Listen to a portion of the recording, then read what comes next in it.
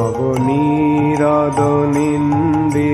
কান্তিধারম রসসাগর নাগর ভূপবরং। हरे कृष्णा दंडवत प्रणाम। हम लोग श्रीमद् भागवतम के छठे स्कंद पे हैं। 17वां अध्याय चल रहा है। आज हम लोग श्लोक संख्या 31 से कंटिन्यू करेंगे। 31 से 35 तक करेंगे। 35 होता है क्या? 35 होता है प्रभु जी, 35। मैं चेक कर रहा था। ओके, 31 से कंटिन्यू करेंगे। 31 नंबर श्लोक सब दोहराइए। कौन बोल रहा है? सब शिव जी पार्वती देवी को बोल रहे हैं, ठीक है। वासुदेवे भगवती, बोलिए वासुदेवे भगवती भक्तिम उद्वाहताम नृणाम भक्ति उद्वाहनाम ज्ञान वैराग्य वीर्यानाम ज्ञान वैराग्य विद्यानाम नहि कश्चित् व्यपाश्रया।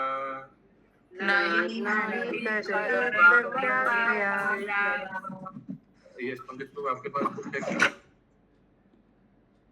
देखिए ये देखिए और एक घटना है। सब माते लोग बुक रखते हैं अपने पास, प्रभु लोग को देते नहीं। तो ले आइए, जल्दी ले आइए। प्रभु जी मैं फोन करते करते साथ में रीडिंग भी तो करूंगी ना, वरना मेरा मिस हो जाएगा। आप ऑनलाइन में क्यों नहीं देखते हैं? प्रभु लोग को हमेशा ऑनलाइन दिखाते हैं। हरे कृष्णा, हम उससे ऑनलाइन से पढ़ लेंगे। अच्छा, अनुवाद पढ़िए। पूर्ण पुरुषोत्तम भगवान वासुदेव कृष्ण की भक्ति में अनुरक्त व्यक्ति स्वभावतः परम ज्ञानी तथा इस संसार से विरक्त रहने वाले होते हैं। अतः ऐसे भक्त न तो इस संसार के तथाकथित सुख में न ही तथाकथित दुख में कोई रुचि रखते हैं। तो ये चित्रकेतु के लिए बोल रहे हैं शिव जी। कोई फर्क नहीं पड़ेगा इसको, आपने दुख दिया, इसको वृत्तासुर का शरीर में अभी जाएगा। तात्पर्य यहाँ पर एक भक्त तथा दिव्य विषय पर मनन करने वाले दार्शनिक का अंतर दिखाया गया है। भक्त को इस संसार की असत्यता या विनश्वरता को समझने के लिए ज्ञान का अनुशीलन करने की आवश्यकता नहीं पड़ती। वासुदेव में विशुद्ध भक्ति के कारण उसने यह ज्ञान तथा विरक्ति स्वतः प्रकट होती है।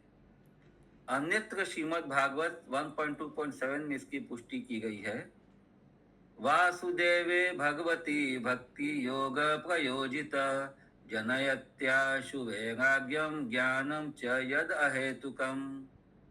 जो मनुष्य वासुदेव कृष्ण की शुद्ध भक्ति में अनुरक्त होता है वह स्वतः इस संसार से अवगत हो जाता है, जिसके फलस्वरूप वह स्वभावतः विरक्त हो जाता है। यह विरक्ति उसके उच्च ज्ञान से ही संभव है। चिंतनशील दार्शनिक ज्ञान के अनुशीलन से यह समझने का प्रयास करता है कि यह संसार मिथ्या है, किंतु भक्त में बिना किसी प्रयास के यह ज्ञान स्वतः प्रकट होता है।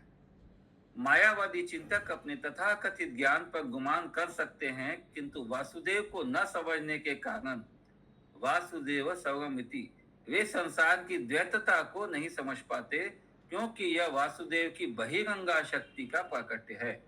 हरे कृष्ण। तो ये भक्त लोग का वैराग्य कैसे आ जाता है? ऑटोमेटिक आ जाता है।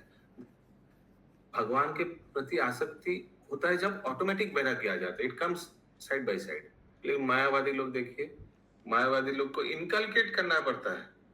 ये ब्रह्म सत्य जगत मिथ्या, उसीलिए हम लोग को जगत से दूर रहना चाहिए। माया है ये जगत, ये पैसा रुपया माया है, इसको छुएंगे नहीं। संसार से त्याग करके हिमालय चला जाएंगे, ऐसे हम लोग। लेकिन वैष्णव लोग क्या जड़ जगत को धिक्कारते हैं और जड़ जगत से दूर चले जाते हैं? नहीं, कभी नहीं। वो जड़ जगत में रहकर प्रचार करते हैं। आप देखा हम लोग का मंदिर कहाँ है? एल्बर्ट रोड में है। एल्बर्ट रोड एकदम पूरा कलकत्ता का हार्ट ऑफ द सिटी है। उधर ब्रह्मचारी लोग बैठ के प्रचार कर रहे हैं। ऐसा नहीं ब्रह्मचारी लोग बोलेगा अरे बाबा नहीं, इधर सब लोग जन आ रहा है, इधर स्त्री आ रहा है, अरे माया है, पैसा आ रहा है, कितना डोनेशन आ रहा है, हम लोग दूर चले जाते हैं। नहीं, ऐसा नहीं है। कितना ब्रह्मचारी लोग अकाउंट्स डिपार्टमेंट में सेवा करता है ना। आगे अतः जब तक कथा तथाकथित ज्ञानी वासुदेव की शरण में नहीं जाते, तब तक उनका चिंतनशील ज्ञान अधूरा रहता है। ये अन्य अरविंदाक्ष विमुक्ति मानिना, वे वासुदेव के चरण कमलों की शरण में गए बिना सांसारिक कलुष्य मुक्त होना चाहते हैं, किंतु वे वासुदेव के चरण कमलों में शरण नहीं लेते हैं, अतः उनका ज्ञान अशुद्ध है। वे जब सचमुच शुद्ध हो जाते हैं तो वासुदेव की शरण ग्रहण करते हैं। अतः ज्ञानी की अपेक्षा भक्त के लिए परम सत्य को समझ पाना सुगम है, क्योंकि ज्ञानी वासुदेव को समझने के लिए मात्र चिंतन करते हैं। ज्ञानी चिंतन करते हैं और भक्त सेवा करते हैं। भगवान का शरणागत हो जाता है। जब भगवान का शरणागत हो जाता है, ऑटोमेटिकली वैराग्य आ जाता है। शिव जी ने इस श्लोक की पुष्टि अगले श्लोक में की है।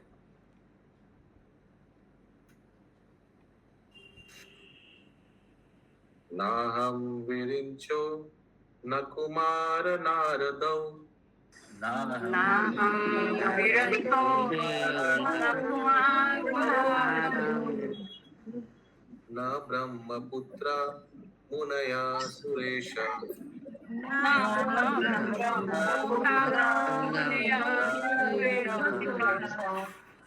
विदामयशे हितमं शकां शका न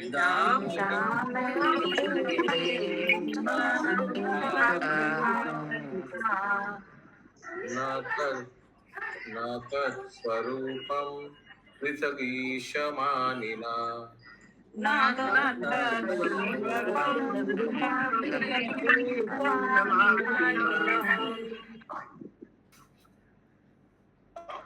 अनुवाद: न तो मैं शिव, न ब्रह्मा या अश्विनी कुमार, न ही नारद या ब्रह्मा के अन्य साधु पुत्र और न ही देवता ही परमेश्वर की लीलाओं को तथा उनके स्वरूप को समझ सकते हैं। भगवान के अंश होते हुए भी हम अपने को स्वतंत्र तथा पृथक शासक नियंता मान बैठते हैं, जिससे हम उनके स्वरूप को नहीं समझ सकते। माय गुडनेस, शिव जी कितना विनम्र है। सोचिए, शिव जी बोल रहे कि हम भी समझ नहीं पाते भगवान का, लेकिन ये भक्त हैं, ये इनको पूरा मालूम है भगवत ज्ञान। मैं ये श्लोक पढ़ रहा हूँ, आप उसके हिसाब से अनुवाद का टुकड़ा पढ़िए। ना हम विरिंचो न कुमार नारदौ, ना हम, न तो मैं, विरिंचो न ब्रह्मा या अश्विनी कुमार, न ही नारद, न ब्रह्मपुत्र मुनया सुरेशा, या ब्रह्मा के अन्य साधु पुत्र और न देवता ही, विदामयशे हितमं सकां सका, परमेश्वर की लीलाओं को तथा उनके स्वरूप को। नहीं, सेकंड वाला पार्ट पढ़ लीजिए पहले, अंश का। अच्छा, भगवान के अंश होते हुए भी हम अपने अंश को स्वतंत्र तथा पृथक शासक मान बैठते हैं। Although भगवान के अंश हैं हम लोग, although we are part of the Supreme Lord, we consider ourselves independent. तो कभी अंश इंडिपेंडेंट हो सकता है क्या? कभी ये जो हाथ है, ये शरीर का अंश है, ये स्वतंत्र हो सकता है क्या? शरीर को जब मन बोलेगा ए हाथ हिलो, तो हाथ हिलेगा, ए हाथ नीचे करो, हाथ नीचे करेगा। लेकिन वही बोल रहे कि हम शरीर का अंश होने के, भगवान के अंश होने के, यद्यपि फिर भी हम लोग सोचते कि नहीं, मैं स्वतंत्र हूँ, मैं अकेला जो इच्छा करूंगा, ऐसे कुछ, शिव जी कितना विनम्रता से बोल रहे हैं। आगे, ना स्वरूपम पृथगीशमानिना, जिससे हम उनके स्वरूप को नहीं समझ सकते। ना तत्स्वरूपम पृथगीशमानिना, हम अपने को स्वतंत्र तथा पृथक शासक मान बैठते हैं, जिससे हम उनके स्वरूप को नहीं समझ सकते। पृथक ईशमानिना, मैं अपने आप को पृथक ईश्वर मान लेता हूँ। बहुत सुंदर श्लोक है ये वकील बाबू। ओके, अनुवाद हो। तात्पर्य ब्रह्म संहिता 5.33 का कहना है। अभी अब हम उसके बाद आप लोग से पूछेंगे कि प्रभुपाद ब्रह्म संहिता क्यों कोट किया। ये ब्रह्म संहिता का इस श्लोक में कौन सा पार्ट इस में एप्लीकेबल है, ऐसा नहीं कि पूरा श्लोक एप्लीकेबल है। श्लोक का कौन सा अंश के लिए इस पूरा श्लोक को कोट किया जा रहा है, बोलिए आगे। अद्वैतम अच्युतम अनादिम अनंत रूपम आद्यम पुराण पुरुषम नवयौवनं च वेदेषु दुर्लभम आत्म भक्तो गोविंदमादि पुरुषम तमहं भजामि। मैं उन पूर्ण पुरुषोत्तम भगवान गोविंद की उपासना करता हूँ जो आदि पुरुष हैं, परम अच्युत अनादि अनंत रूपों में विस्तार करते हुए भी वही आदि पुरातन तथा नव यौवन से पूर्ण पुरुष है। ऐसे नित्य आनंदमय तथा सर्वज्ञ ईश्वर को सर्वोत्तम वेद ज्ञानी भी नहीं जान पाते। वे तो शुद्ध भक्तों के ही समक्ष सदैव प्रकट होते हैं। अभी मेरा प्रश्न है आप लोग से, ये श्लोक 4 लाइन का है, करेक्ट? हाँ या ना? ये जो ब्रह्म संहिता का श्लोक, यस प्रभु।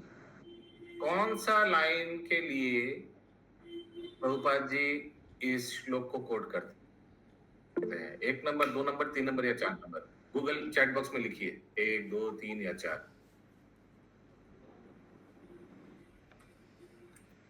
क्या लिखे प्रभु जी, हम नहीं सुने, क्या लिखे चैट बॉक्स में? कुछ नहीं, आप कुछ मत लिखिए। ठीक है प्रभु।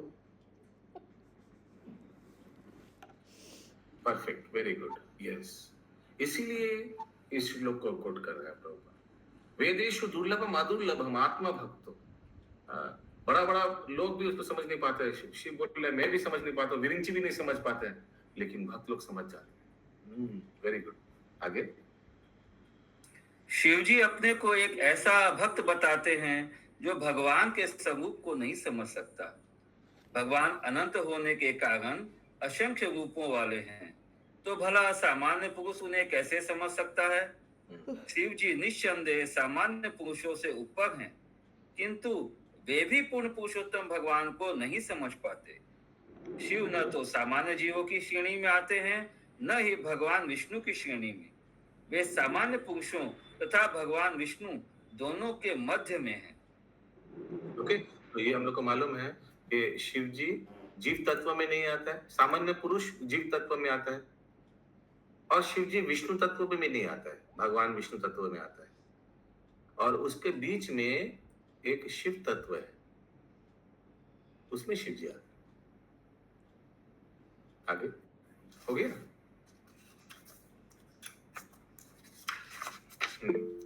अगला श्लोक। हाँ प्रभु जी। प्रभु तब इनको शक्तावेश अवतार कहा जाएगा ना?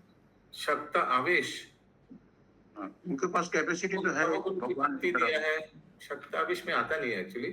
शिव जी भगवान के ही अवतार माने जाते हैं। वो भी है, तमोगुण के अवतार माने जाते हैं, लेकिन शिव जी खुद एक शिव तत्व है। शिव जी जब जड़ जगत में आता है उस समय तमोगुण के अवतार के रूप में आता है, लेकिन शिव जी जब अपने धाम में, भगवान के धाम में रहता है, तो उसमें कैलाश में शिव जी विराजमान रहता है, कैलाश धाम में। तो आप अगर देखेंगे आध्यात्मिक जगत का एक अंश है कैलाश धाम, वहां सदाशिव विराजमान है। ठीक है, तो शिव जी का एक अंश है जो नीचे आता है, नीचे आकर ये जड़ जगत को, भूत प्रेत को चराते हैं शाम को। तमोगुण को शिव जी धारण करते हैं, इसीलिए ब्रह्म संहिता में बताते हैं। कौन सा श्लोक है शिव जी के लिए? क्षीरम दधि विकार विशेष योगट, क्षीरं तथा दधि विकार विशेष योगात् संजायते नाहि पृथगस्ति हेतु। हाँ, तो खीर में अपि तथा समुपेति कार्य। तो हाँ, तो दूध में थोड़ा विकार लाने के लिए थोड़ा नींबू डालना पड़ता है, थोड़ा विकार आ जाएगा, तो फिर विकार आने से क्या, तो दही बन जाता है। तो वैसे ही भगवान में जब थोड़ा तमोगुण का विकार आ जाएगा तब वो शिव जी का पोजीशन ले लेंगे, क्योंकि कार्य ही ऐसा है तमोगुण का कार्य, भूत प्रेतों को चराना। आप बोल सकते भगवान क्यों ये जानबूझ के विकार लाना पड़ेगा? आप अगर क्या बोले, आप अगर कोई जेल में किसी को, जो जेलर जो होता है, वो जेलर वो किसी को भेजेगा, वो व्यक्ति डेंजरस नहीं, उनसे जेलर नहीं भेज सकते आप। समझ रहे हैं आप मैं क्या बोल रहा हूँ? सोचिए तिहाड़ जेल में कोई आप जेलर को भेजिएगा, नया जेलर को, तो वो व्यक्ति अगर बहुत साधु पुरुष है, वो नहीं बन सकता जेलर। वो जेलर नहीं बन सकता। उनको कोई किसी किसी एकदम एकदम तमोगुण बना वो डैश बने कोई, वो सब आदमी को रहना रखना पड़ेगा। आज हम सुबह ही आलोचना कर रहे थे अपना योगा मास्टर से कि ये जो देश के जो बड़ा बड़ा नेता लोग होता है, एक चीज इनमें कॉमन है। मैं कुछ वर्ल्ड का, पृथ्वी का बड़ा बड़ा नेता का नाम ले रहा हूँ, आप लोग बताइएगा इनमें सब कॉमन क्या है। Donald Trump, prime minister Modi, Vladimir Putin,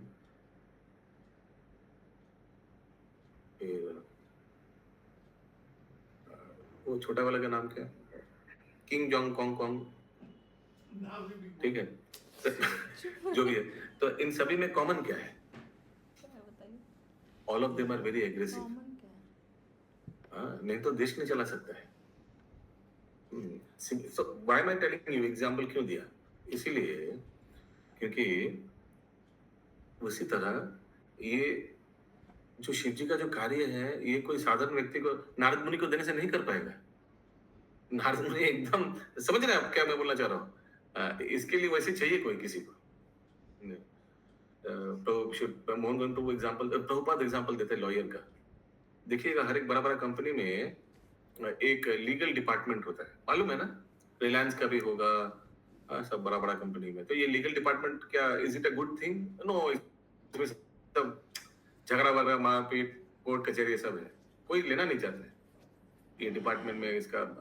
लेकिन कितना इंपॉर्टेंट डिपार्टमेंट है, सोचिए। अगर इस डिपार्टमेंट को कोई अगर ध्यान नहीं देगा तो कंपनी लुढ़क जाएगा। वैसे ही शिव जी जो काम कर रहे हैं, ये कोई बहुत इंपॉर्टेंट व्यक्ति को ही दिया, उसीलिए शिव जी को ही दिया है भगवान। बहुत इंपॉर्टेंट चीज है ये, इसको इग्नोर नहीं कर सकता है। ये जो जीवों को ये जो शरीर नहीं मिला है, निम्न योनि में चला गया है तो जीव, लेकिन जड़ जगत में आके इतना सुधारने के लिए भेजा, वो खुद को इतना बिगाड़ दिया कि शरीर नहीं है। या तो सुसाइड किया, नहीं तो किसी तरह से मर गया, मर्डर वर्डर हो गया, शरीर ही नहीं मिला। भेजा तुमको सुधरने, तुम और बिगाड़ दिया अपने आप को। तो वो सब आत्माओं को शिव जी हैंडल करता है। Can you imagine what important seva he has taken up? Okay, अगला श्लोक 33 नंबर। नहीं यस्ति प्रिया कश्चिन, नहीं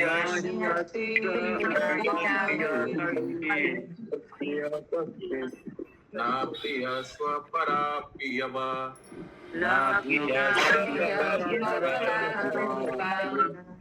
आत्मवात् सर्वभूतानां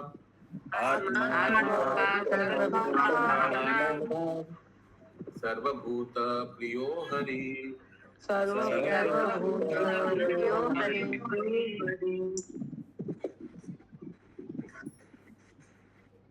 अनुवाद।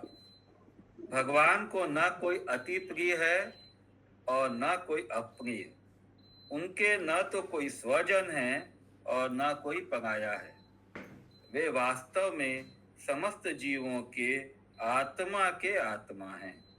इसी प्रकार वे समस्त जीवों के कल्याणकारी मित्र तथा उन सबों के अत्यंत प्रिय हैं। तात्पर्य, श्री भगवान का दूसरा स्वरूप समस्त जीवात्माओं का परम आत्मा है। जिस प्रकार स्व अत्यंत प्रिय होता है, उसी स्व का परम स्व और भी अधिक प्रिय होता है। प्रत्येक के लिए समान मित्रवत परमात्मा का कोई भी शत्रु नहीं हो सकता। भगवान तथा जीवात्माओं के बीच शत्रुता या मित्रता का भाव माया के बीच में आ जाने के कारण है। चूंकि भौतिक प्रकृति के 3 प्रकार के गुण यह हस्तक्षेप करते हैं, जिसके कारण भिन्न भिन्न संबंध उत्पन्न होते हैं। वास्तव में शुद्ध जीवात्मा सदैव ईश्वर को अत्यंत प्रिय है और उसे भी ईश्वर प्रिय होता है। पक्षपात अथवा शत्रुता का प्रश्न नहीं उठता।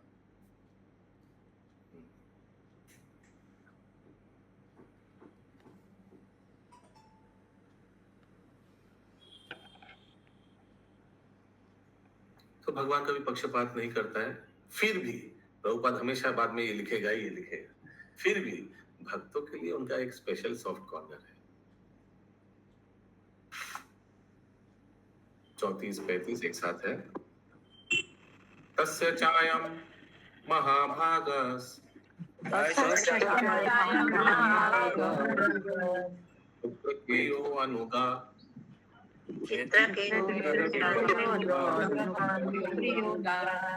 सर्वत्र समादृक्सान्तो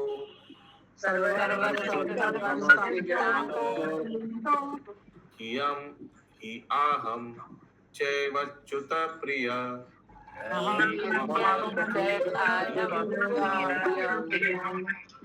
तस्मान्न विस्मया कार्या पुरुषेषु महात्मसु महापुरुष भक्तेषु नम संतेषु समदर्शिषु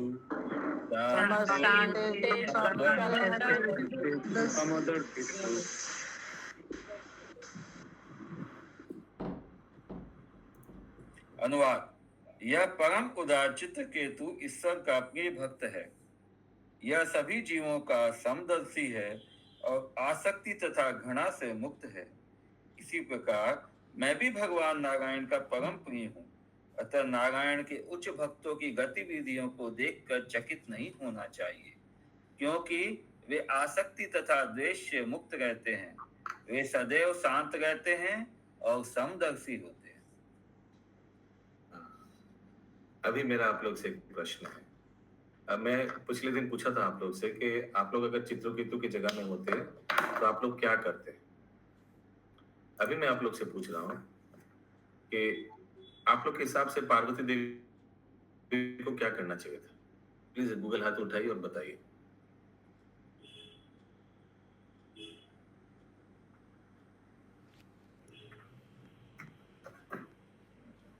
प्रभु आप रिपीट करेंगे कि पार्वती देवी को क्या मतलब क्या करना चाहिए। ये चित्रकेतु तो आकर उल्टा पुल्टा बोल दिया शिव जी के सामने, सबके सामने, अरे ये क्या, साधु लोग ऐसे को नहीं करना चाहिए। चित्रकेतु बहुत कुछ बोला ना पार्वती देवी के सामने। तो आप लोग के हिसाब से पार्वती देवी को क्या रिएक्ट करना चाहिए था, कैसे रिएक्ट करना चाहिए था। यस अशोक मिश्रा को।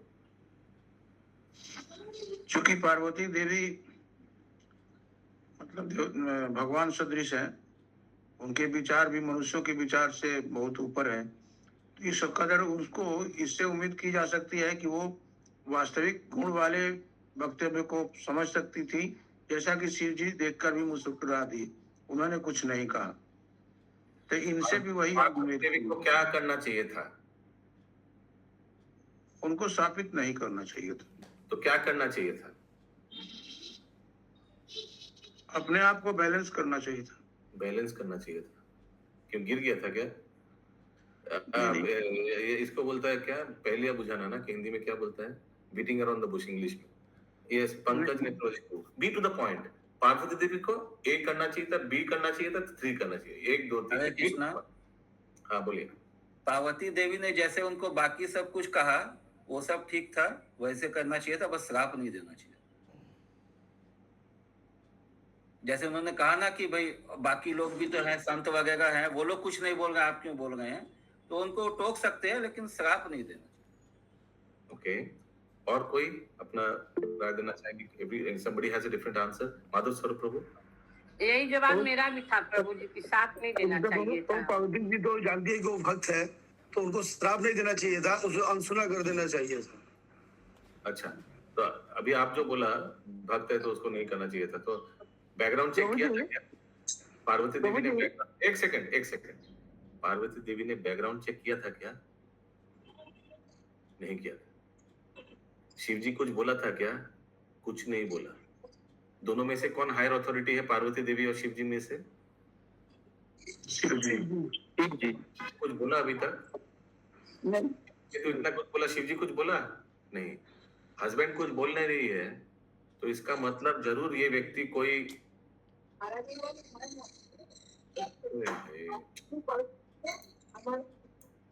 इसका मतलब जरूर ये व्यक्ति कोई पद पे होगा, उसीलिए शिव जी कुछ बोल नहीं रहे हैं। नहीं तो शिव जी तो क्रोधित हो जाते हैं, ऐसे सामने उल्टा पुल्टा बोल रहा है, कुछ नहीं बोला शिव जी। तो जब हायर अथॉरिटी कुछ बोल नहीं रहा है तो लोअर अथॉरिटी को चुपचाप समझना चाहिए ना कि हो क्या रहा है। ये मेरा उत्तर है। अगेन यस, प्रीति में नंद प्रिया माता जी। हरे कृष्ण प्रभु जी। प्रभु जी, इस तरह का घटना है पार्वती जी के साथ एक बार और हुआ था, जब राम जी वन में गए थे, तो जब शिव जी मना किए कि मत, मतलब वो भगवान है, वो सीता जी को ढूंढ रहे हैं, तो पार्वती जी फिर भी परीक्षा लेने के लिए चली गई, शिव जी के अगेंस्ट हो गई। तो मैं यही बोलना चाह रहा हूँ, जब कुछ बोल नहीं रहा है तो उस समय चुपचाप रहना चाहिए। यस, विनीता माता जी। प्रभु जी, उस समय पार्वती माँ अपने आप को एक माँ के स्थान पे रख के उनको सुधारना चाहती थी, जिस तरह से जैसे इसमें यशोदा माँ हमेशा छड़ी लेके जैसे वो करती थी, उनको सुधारने के लिए डराती थी, उसी तरह से पार्वती माँ भी अपना माँ के स्थान पे रख के वो उनको सुधारना चाहती थी। बोल के छोड़ देती तो शायद वो नहीं सुनते, इसीलिए उनको सजा देकर वो सोची कि वो सुधर जाएंगे। हाँ, लेकिन सजा देने का कोई दरकार नहीं था, क्योंकि ये भगवान का शुद्ध भक्त है। अभी तो शिव जी बोल रहे हैं ना, there was no need to check and clarify. Prabhu ji कुछ बोले? बोलिए। अच्छा, बोलने का मतलब है शिव जी होता है विषय तत्व और पार्वती आश्रय तत्व। विषय तो आश्रय, जब तक विषय तत्व आश्रय तत्व नहीं जाएगा, आश्रय तत्व का ज्ञान मन का बात समझ नहीं सकेगा, कोई किसी कीमत से समझ नहीं सकेगा, इसलिए कुछ नहीं बोल सकता है और कोई भी कमेंट नहीं कर सकता है। विषय तत्व आश्रय तत्व कुछ नहीं बोल सकता जब तक विषय तत्व आश्रय तत्व में नहीं जाएगा। कुछ नहीं, जैसे श्री कृष्ण जो राधा का मन का जो प्रॉब्लम था, जो समझना चाहता है, जो रियलाइज करने था, इसीलिए उसको विषय तत्व से आश्रय तत्व जाने के लिए भगवत गीता उपनिषद सबको बुला के पूछा, ये हम विषय तत्व से आश्रय तत्व जाने हमें क्या करना है। वो खुद ही बोला, भागवत आके खुद ही बोला है कि आपको पहले ये दिए, आपको ये भक्त का पदोन्नति लेना पड़ेगा, तब आप विषय तत्व से आश्रय तत्व जा सकता है, आश्रय तत्व पोजिशन रियलाइज कर सकते हैं। This is the concept. Okay, Hare Krishna. Hare yes, हिरन में गौरांग प्रभु। हरे कृष्ण प्रभु जी। मुझे लगता है कि वो तो भगवान का प्लानिंग था। वो तो था ही भगवत प्लानिंग, लेकिन हो गया तो फिर हाउ? शिव जी तो कुछ रिएक्ट नहीं किया ना। हाँ, तो उनको भी थोड़ा शांत रह देना चाहिए था। क्या समझ लेना, एटलीस्ट इनका बैकग्राउंड चेक करना चाहिए था, है कौन? इतना ऑडेसिटी, व्हाट ऑडेसिटी, सामने आकर इतना कुछ बोल रहे है कौन? बैकग्राउंड चेक नहीं किया था इनका। एनीवेज, या तात्पर्य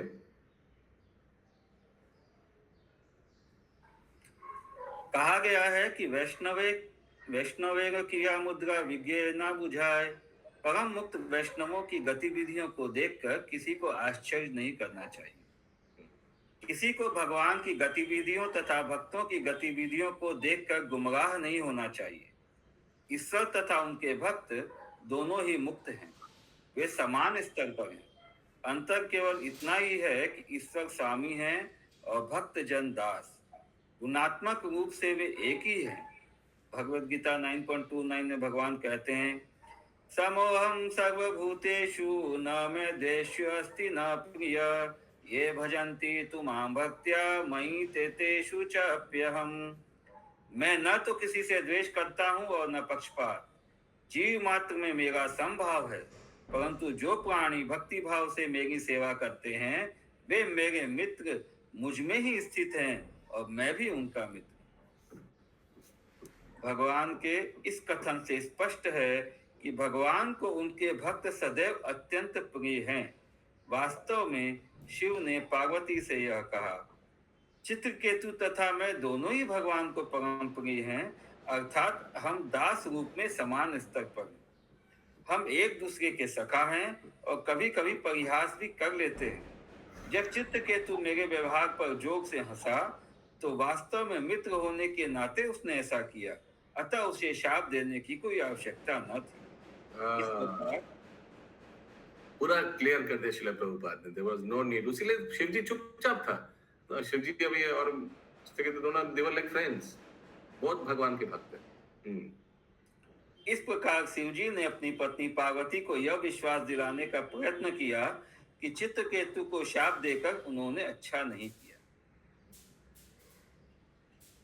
आगे जीवन के उच्च स्तर पर भी स्त्री तथा पुरुष में भेद है।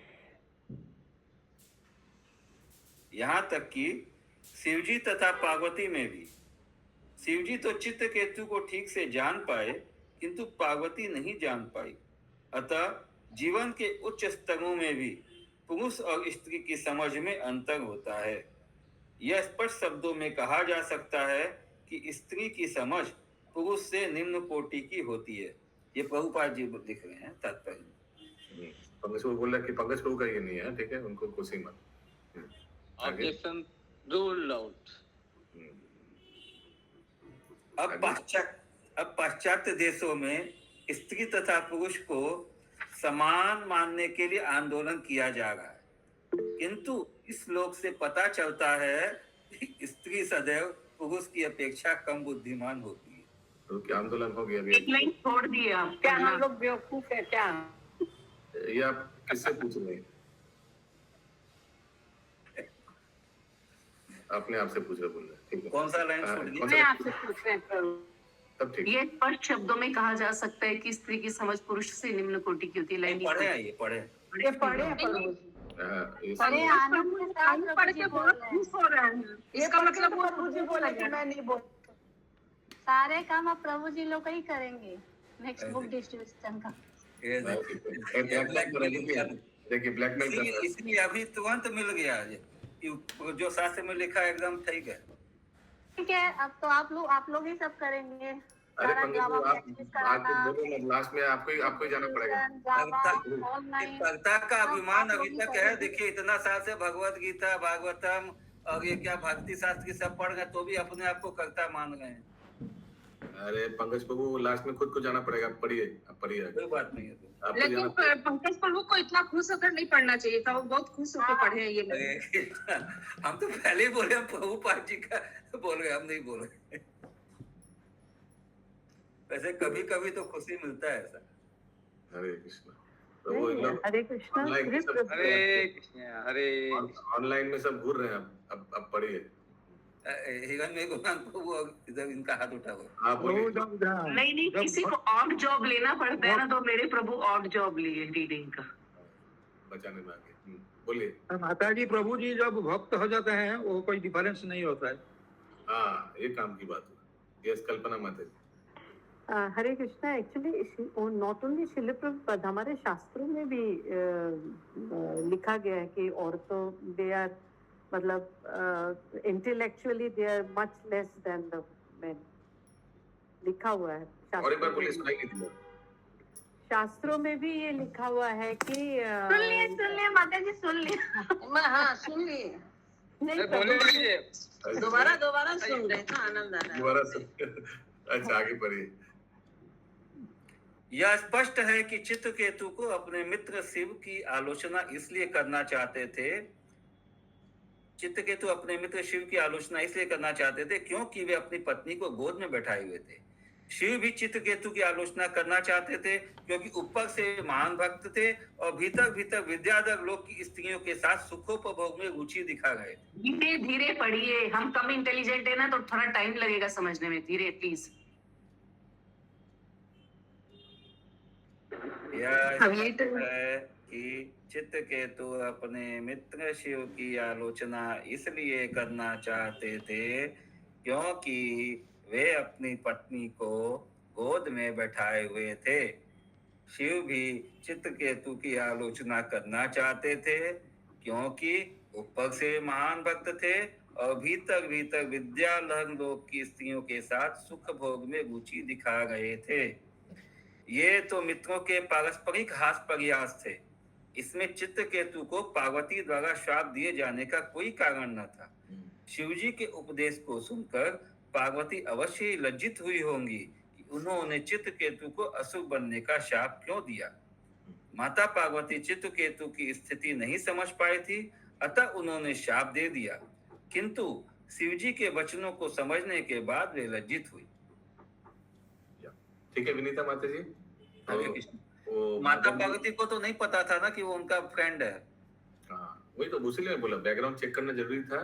वो मदरली बिहेवियर करने का कोई दरकार नहीं था। There was no need.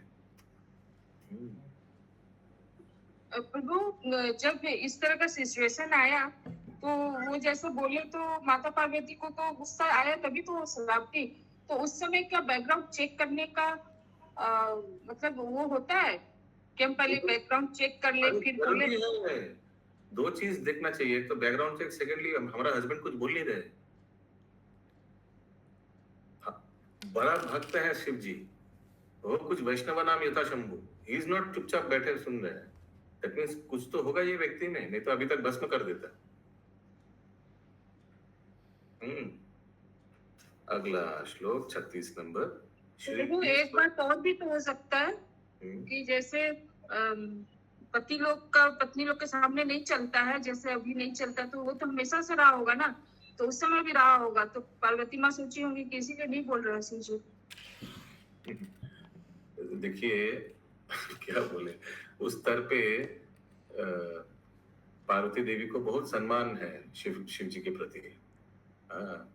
ये चलना नहीं चलना ये सब जड़ जगत में होता है, लेकिन आध्यात्मिक जगत में Parvati Devi has great respect for Shiv ji, उनका हस्बैंड को।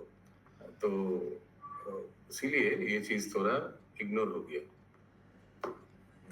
इसीलिए उनको गुस्सा आया ना, क्योंकि उनको बहुत ज्यादा ये है कि उनके पति के प्रति सम्मान है, तो that's why she was angry. आप देखिएगा अभी शिव जी तो इतना समझाते हैं पार्वती देवी को, पार्वती देवी सुन रही है ना सब एक एक करके। समझाना जरूरी था। अभी वो देखिए, मैं इसलिए बार बार बोला उनके सामने समझा नहीं, वो तो फिर गलत हो जाता। अगर चित्रकेतु के सामने समझा देता ना तो वो तो तिरस्कार हो जाता, लेकिन ऐसा नहीं किया। चित्रकेतु भी देख कितना अच्छा भक्त है।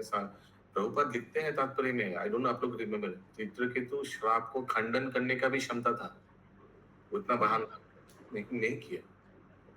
यस अशोक प्रभु। यहाँ पर वो एक उदाहरण और आता है कि विष्णु भगवान जो सोए हैं तो लक्ष्मी जी उनके पैर दबाती है और उनको हर समय अनुसरण कर रही है। ऐसा नहीं है कि वो अपने मन से आके बैठ गई फिर उठ के चली गई या कुछ भी एक्टिविटी हो, हर समय उनको पूछती है। ऐसा हो सकता है प्रभु, ऐसा होना चाहिए था। तो इसका मतलब ये भी होता है कि उनकी पहुंच कहीं विष्णु भगवान से कम रही है, तभी उनको सर्वश्रेष्ठ मानी है। एब्सोल्युटली। ओके, अगला श्लोक 36 हरे नंबर। कृष्णा प्रभु जी, मेरा एक मुझे जो मन में एक ऐसा लग रहा, समझ में नहीं आ रहा एक चीज कि इधर से तो पार्वती माता ने उनको शाप दिया, पर वो पुत्र वो भी बोलती है, उनको पुत्र भी बोलती है, पुत्र। हाँ। तो ये कॉन्ट्रास्ट लग रहा है इधर की, इधर से तो उनको शाप भी दिया, इधर से प्रभुपाद सजा भी रही है। नहीं, कॉन्ट्रास्ट नहीं करता है। आप अगर कल अटेंटिवली सुना होंगे, प्रभुपाद जी इसको क्लैरिफाई करता है उस तात्पर्य में कि जैसे एक माँ पुत्र को दंडित करता है वैसे किया। हाँ, तो उसीलिए विनीता माता जी ने पूछा कि तो मैंने बोला इसमें मदरली भावना लाना ही नहीं चाहिए था भाई। Is an exalted devotee Chitraketu. अभी प्रभुपाद क्लैरिफाई किया ना इस तात्पर्य में, बहुत अच्छा से क्लैरिफाई किया प्रभुपाद जी ने। यस, अगला श्लोक 36 नंबर। ठीक है, थोड़ा जल्दी करना पड़ेगा, 4 श्लोक बाकी है। श्री शुक उवाच इति श्रुत्वा भगवता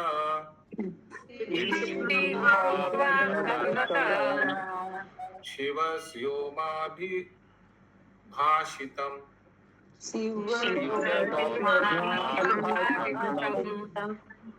बभूव शांत धीराजन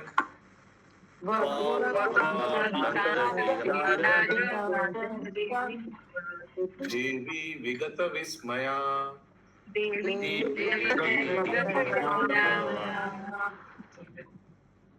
कहाँ गया पंडित जी?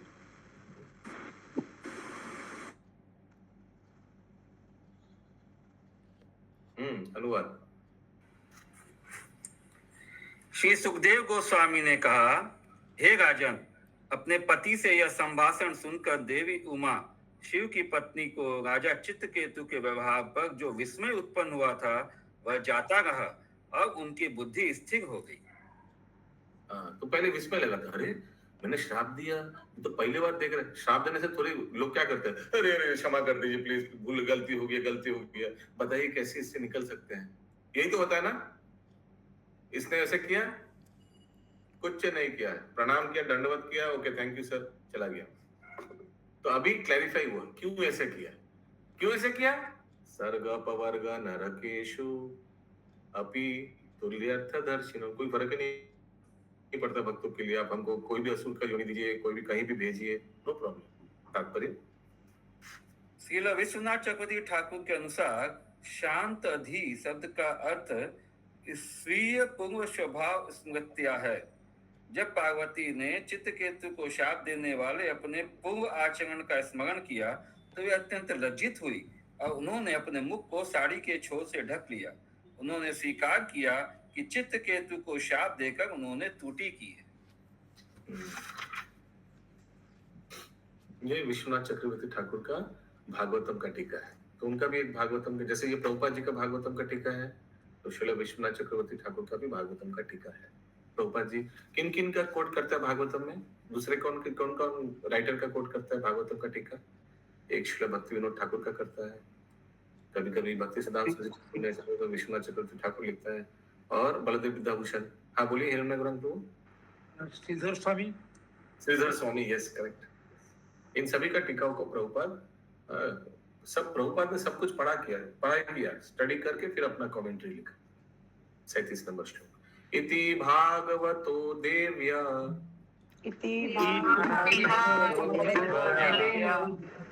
प्रति साप्तुम अलंतमा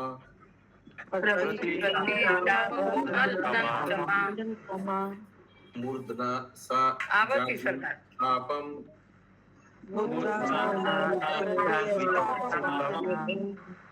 एतात वत्तादु लक्षणम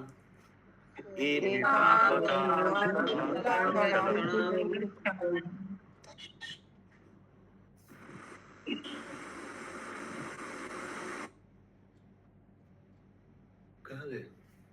हाँ बोलिए नंदिनी माता जी।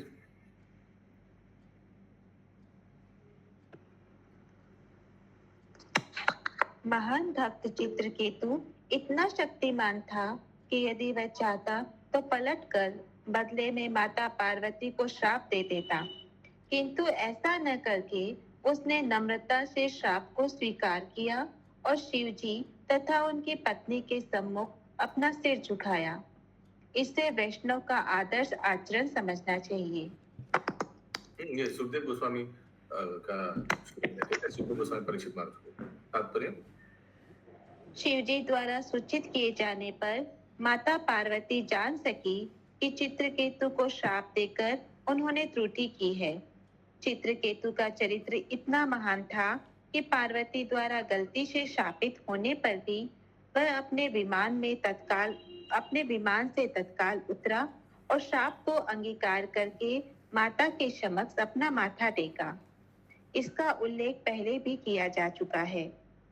नारायण परा सर्वे न कुतश्चन विभयन्ति।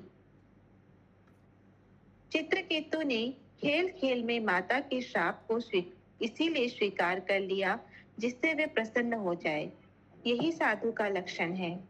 श्री चैतन्य महाप्रभु ने कहा है, त्रिनादिपि सुनीचेन तरोरपि सही सुना। भक्त को अत्यंत विनम्र होना चाहिए और बड़ों का सम्मान करना चाहिए। श्री भगवान द्वारा रक्षित होने से भक्त सदा परम शक्तिमान होता है, किंतु वह अपनी शक्ति का वृथा प्रदर्शन नहीं करना चाहता। किंतु यदि अल्पज्ञानी मनुष्य को थोड़ी सी भी शक्ति प्राप्त हो जाती है तो वह उसका उपयोग इंद्रिय तृप्ति के लिए करना चाहता है। भक्त का आचरण ऐसा नहीं होता। हरे कृष्ण। यदि भक्त के पास साफ सिद्धि रहता है लेकिन वो उसको इस्तेमाल नहीं करता और दिखाता नहीं लोगों को, ये प्रभुपाद कहीं लिखते हैं, all these siddhis which these Mayavatis have, These are all available with devotees. अगला श्लोक 38 नंबर। जाने त्वष्टुर दक्षिणाग्नौ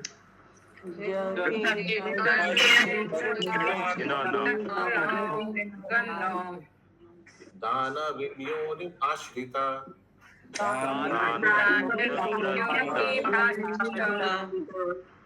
वृत्र इत्यभिविख्यातो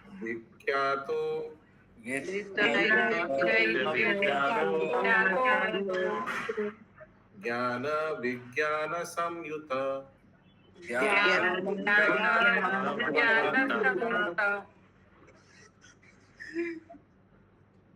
माता दुर्गा भवानी शिव जी की पत्नी से शापित होकर उसी चित्रकेतु ने आसुरी योनि में जन्म लिया। वह त्वष्टा द्वारा किए गए यज्ञ से असुर के रूप में प्रकट हुआ। यद्यपि यह दिव्य ज्ञान और उसके व्यवहारिक उपयोग में अभी भी परिपूर्ण था और इस प्रकार वह वृत्तासुर के नाम से प्रसिद्ध हुआ। तो त्वष्टा जो था ये भगवान का अंश अवतार था। त्वष्टा को गुस्सा आ गया था, अरे भाई इंद्र ने मेरा पुत्र क्या नाम था उसका, विश्वरूप को मार दिया। हाँ, विश्वरूप का मुंडू 5 मुंडू ने 3 मुंडू तक काट दिया। इंद्र क्यों विश्वरूप का मुंडू काट दिया था? क्योंकि विश्वरूप देवताओं सॉरी दानवों के ओर से आहुति डाल रहा था। हाँ, तो फिर ये त्वष्टा को अच्छा नहीं लगा, मेरा बेटा को मार दिया। तो त्वष्टा ने सोचा तुम्हारे लिए यज्ञ कर रहा है और तुम इसी को मार दिया। तो फिर त्वष्टा ने वो दानव को उत्पन्न किया। कैसे किया था उत्पन्न? यज्ञ से। हाँ, कोई दानव कुछ फेंका था यज्ञ में, शायद मुझे याद नहीं आ रहा। एनीवेज, और नहीं, सिर का जटा वो दुर्वासा मुनि ने किया था, जटा खोल के वो अम्बरीश महाराज के लिए। इन्होंने क्या किया था हमको याद नहीं आ रहा है, जो भी हो। तो फिर ये वृत्रासुर आ गया। ठीक है, कनेक्शन यही है, उसको ये इधर जन्म ले लिया। ठीक है, तात्पर्य योनि का सामान्य अर्थ जाति अर्थात परिवार, समूह या किस्म समझा जाता है। यद्यपि वृत्तासुर असुरों के परिवार में उत्पन्न हुआ, किंतु उसका आध्यात्मिक ज्ञान तब भी बना रहा। ज्ञान विज्ञान संयुक्त, उसका दिव्य ज्ञान तथा जीवन में उस ज्ञान का व्यवहार उसने भूला नहीं। एक सेकंड, तो ये जो वृत्रासुर है ये भी त्वष्टा का पुत्र ही माना जाएगा, क्योंकि ये स्वयं माने वो माने त्वष्टा स्वयं नहीं, सॉरी, त्वष्टा इसको उत्पन्न किया ना यज्ञ से। तो ये भी हम लोग आगे आलोचना किया था ये बात। और बाद में प्रभु जैसे द्रौपदी के भाई को जैसे उत्पन्न किया था अग्नि से, तो द्रुपद महाराज तो देखा जाए तो त्वष्टा का 2 पुत्र को इंद्र मार दिया, विश्वरूप को और वृत्रासुर को भी। समझ में आ रहा है ना मैं क्या बोल रहा हूँ? या आगे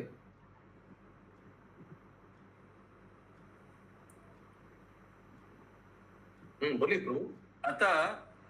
अतः यदि किसी कारणवश भक्त च्युत होता है तो भी वह नष्ट नहीं होता। यत्र को वा भद्रम अभूदमुष्य किम को वा यत्र को वा भद्रम अभूदमुष्य किम को वा ध्याप्तो भजतां स्वधर्मतः।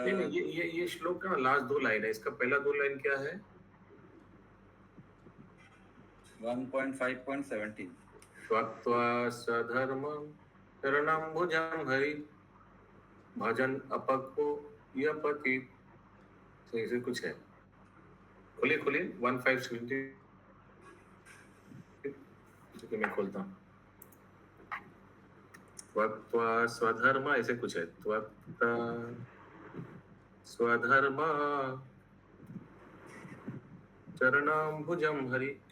SB 1.17.15 1.5.17 त्यक्त्वा स्वधर्मं चरणाम्बुजं हरे भजन पक्वोऽथ पतेत् ततो यदि।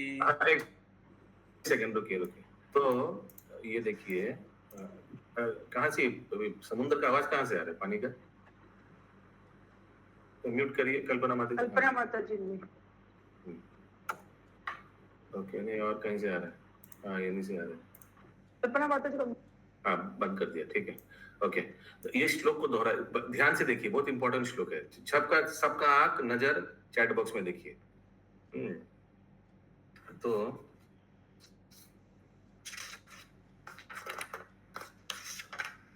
क्यों ये श्लोक को कोट कर रहे हैं? कोई अगर भक्त अगर फॉल डाउन भी हुआ, कोई प्रॉब्लम नहीं। अभी ये भक्त चित्रकेतु का फॉल डाउन हो गया, डीमन बन गया, वृत्रासुर बन गया। श्लोक में क्या लिखा है? त्वक्त्वा स्वधर्मम चरणम भुजम हरि। अगर कोई अपना स्वधर्म को त्याग दिया, स्वधर्म क्यों? भगवान हरि को भोजन करने के लिए। तो कोई अगर अपना गृहस्थ आश्रम त्याग कर दिया, कोई अपना नौकरी त्याग कर दिया, कोई अपना बिजनेस त्याग कर दिया, क्यों? चरणम भुजम हरि, भगवान हरि को भजन करने के लिए। लेकिन क्या हुआ? अभी बहुत इंटरेस्टिंग है, अगला लाइन बहुत इंटरेस्टिंग है। लेकिन इन व्यक्ति जो त्याग किया अपना स्वधर्म को, उसका भजन अपक्व था, पर उनका उतना भजन स्ट्रॉन्ग नहीं था। भगवान भजन अपक्व अथ पते ततो यदि। अभी भजन अपक्व होने के कारण उसका पतन हो गया। तो अभी ना घर का रहा ना घाट का रहा, यही है ना, ना घर का रहा ना घाट का रहा। लेकिन अगला 2 लाइन उसके लिए है। ये बोलना गलत होगा कि वो घर का ना घाट का, क्योंकि वो एक बड़ा चीज पाने के लिए छोटा चीज को त्याग दिया। तो बड़ा चीज पाने के लिए जितना भजन किया उसके लिए उसको बहुत बेनिफिट मिलेगा। और उल्टा में देखिए, ये श्लोक बहुत सॉलिड श्लोक है। उल्टा क्या है? अगर कोई व्यक्ति अपना स्वधर्म को अच्छा से पालन किया लेकिन भगवान हरि का चरण में शरण नहीं ग्रहण किया, तो उसको क्या मिला? फर्स्ट क्लास श्लोक है। अगर ये श्लोक को कोई समझ पाया तो टू गुड। दोनों केस देखिए, एक स्वधर्म को त्याग करके भगवान का शरण ग्रहण किया, दूसरा स्वधर्म को अच्छा से निभाया लेकिन भगवान का शरण ग्रहण नहीं किया। तो दोनों में से किनका गति अच्छा है? जो भगवान के शरण में गया। और भगवान के शरण में जाकर टिका भी नहीं, गिर भी गया, लेकिन फिर भी भगवान के शरण में तो गया। फिर भी उसका कोई हानि नहीं हुआ प्रभु जी, उसका कोई हानि नहीं हुआ। वही तात्पर्य में अनुवाद में आता है, कोई हानि नहीं है इसमें। अगर इसका अनुवाद कोई पढ़ सकता है? हिंदी किसी के पास है? 1:5:17 हिंदी अनुवाद, बहुत सॉलिड श्लोक है।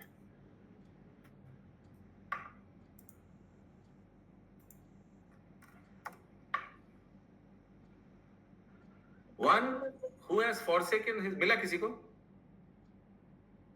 One who has forsaken his material occupation to engage in the devotional service of the Lord may sometimes fall down while in an immature stage, apakwa. Yet there is no danger of his being unsuccessful. इसमें क्या हानि है? अगर हार भी गया तो fall down भी हो गया, क्या प्रॉब्लम है इसमें? भगवान का शरण ग्रहण करते गए फॉल डाउन हुआ। ऑन द अदर हैंड, और नॉन डिवोटी दो fully engage in occupational duty, अगर कोई एक भक्त बहुत अच्छा से अपना स्वधर्म को पालन किया लेकिन भगवान डज नॉट गेट एनीथिंग, कुछ भजन किया ही नहीं, टू गुड। आगे अनुवाद बोलिए, तात्पर्य बोलिए प्रभु आगे। एक बार भक्ति में सिद्ध हो जाने पर किसी भी दशा में उसकी आध्यात्मिक निधि का क्षय नहीं होता। वह जितना भी आत्मज्ञान अर्जित कर चुका होता है वह बना रहता है। भगवत गीता में इसकी पुष्टि हुई है। यदि कोई भक्ति योगी भ्रष्ट होता है तो वह संपन्न परिवार में या ब्राह्मण परिवार में जन्म ग्रहण करता है। कौन सा श्लोक है? शुचिनाम श्रीमताम गेहे। अगर कोई बड़ा भक्त फॉल डाउन होता है तो कोई प्रॉब्लम नहीं, अगला जन्म में उनको शुचिनाम श्रीमताम गेहे, कोई ब्राह्मण परिवार में, कोई बड़ा घर में, जहां वो अपना कंटिन्यू कर पाएगा, पूरा फैसिलिटी मिलेगा। वैष्णव का घर में जन्म लेगा, जहां जो परिस्थिति में छोड़ा उसी से कंटिन्यू करेगा। इतना फैसिलिटी भगवान देते हैं। क्यों? क्योंकि भक्ति में कुछ भी क्षय नहीं होता है, किचु खोया है ना। ये सुनिए राधिका माता जी, बोलिए माता जी। प्रभु जी हाँ बोलो। 1:5:17 पढ़ो प्रभु जी। हाँ, इसका अनुवाद पढ़िए एक बार। हाँ, सॉलिड अनुवाद है, ध्यान से सुनिए। हाँ, जिसने भगवान की भक्तिमय सेवा में प्रवृत्त होने के लिए अपनी भौतिक वृत्तियां को त्याग दिया है, वह कभी कभी कच्ची अवस्था में नीचे गिर सकता है, तो भी उसके असफल होने का कोई खतरा नहीं रहता। इसके विपरीत अभक्त चाहे अपनी वृत्तियां में पूर्ण रूप से रत क्यों न हो, उसे कुछ भी लाभ नहीं होता। अगर भगवान का भजन नहीं किया। प्रभु जी, आज ना गीता का जो काउंट होता है हम लोग का, उसका भी एक तो पढ़ो प्रभु जी, एकदम इससे रिलेटेड है। 10 नंबर चैप्टर का 30 नंबर श्लोक पढ़ रहे प्रभु, निकाल।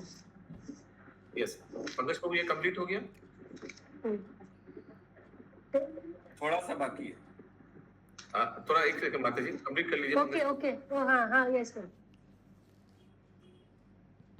यदि कोई भक्ति योगी भ्रष्ट होता है तो वह संपन्न परिवार में या ब्राह्मण परिवार में जन्म ग्रहण करता है, और वहां वह फिर से अपनी भक्ति के कार्यकलाप जहां उसने छोड़े थे वहां से प्रारंभ कर देता है।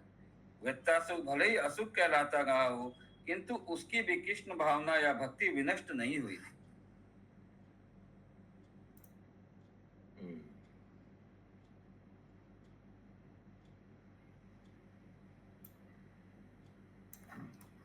ये श्लोक मैं पेस्ट कर रहा हूँ। हाँ, शुचिनाम शिन्वताम गेह्य, कोई फॉल डाउन नहीं होता है, कोई प्रॉब्लम नहीं। अगर सक्सेस नहीं हुआ तो कोई बात नहीं, बड़ा घर में जन्म लेंगे, वहां से कंटिन्यू करो। ये श्लोक देखिए भगवत गीता का, ये आप लोग का मेमोरी श्लोक में ही है, जो भक्ति शास्त्री वाले हैं। पढ़िए, बोलिए मेरी बात। प्राप्य पुण्य कृतम लोकम,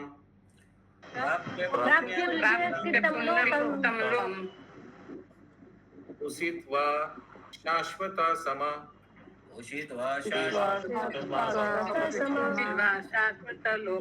श्रीमतां गेहे,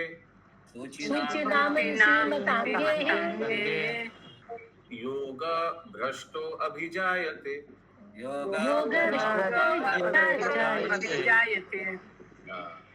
दी अनसक्सेसफुल योगी, म्यूट कर दीजिए। यानी जो अनसक्सेसफुल, भक्ति में पूरा सक्सेस हो नहीं पाया, वो फिर से वापस आता है। After many years of enjoyment on the planet of the pious living entities is born into a family of righteous person। कहाँ जन्म लेगा? धार्मिक परिवार में जन्म लेगा। क्यों? क्योंकि उसका आसान होगा कंटिन्यू करने में, माँ बाप भक्त है, कंटिन्यू करेगा। is born in a family of righteous person, on a family of rich aristocracy, या धनी परिवार में। अरे प्रभु, धनी परिवार में क्यों? क्योंकि फिर उसको रोटी कपड़ा मकान के लिए छटपट नहीं करना पड़ेगा। हाँ, कितना सुंदर है। Everything is logical. Yes, चंदा माता जी। प्रभु जी, जैसे हम लोग जैसे हैं मनुष्य योनि में कर रहे हैं भक्ति, कर्म के अनुसार अगर जानवर योनि, पशु योनि में मिला जन्म, कैसे भक्ति आगे जाएगा? वो भी है। लेकिन यहाँ शिन्वतान, शुचिनाम शिन्वतान गे है, दो चीज, भक्त परिवार और दूसरा धनी परिवार। तो ये दोनों को समझना पड़ेगा। भक्त परिवार क्यों कंटिन्यू कर पाएगा जहाँ छोड़ा, वो चाहे गरीब हो, लेकिन भक्त परिवार गरीब भी हो लेकिन वो कंटिन्यू करने देगा। और दूसरा, चाहे अभक्त, म्यूट करे, कहाँ से आवाज आ रही है? तो दूसरा, चाहे अभक्त परिवार हो लेकिन धनी है, तो फायदा क्या है? अरे जिसका खाने पीने का कोई, वो क्या भक्ति करेगा? बोलता ना वो कितना लोग, प्रभु हमारा पेट में दाना नहीं है, अभी क्या बोले भजन करेंगे? तो धनी परिवार में जन्म लेने से ये फायदा है कि आपको रोटी कपड़ा मकान के लिए ज्यादा छटपट नहीं करना पड़ेगा। इसलिए शुचिनाम शिन्वताम गे है।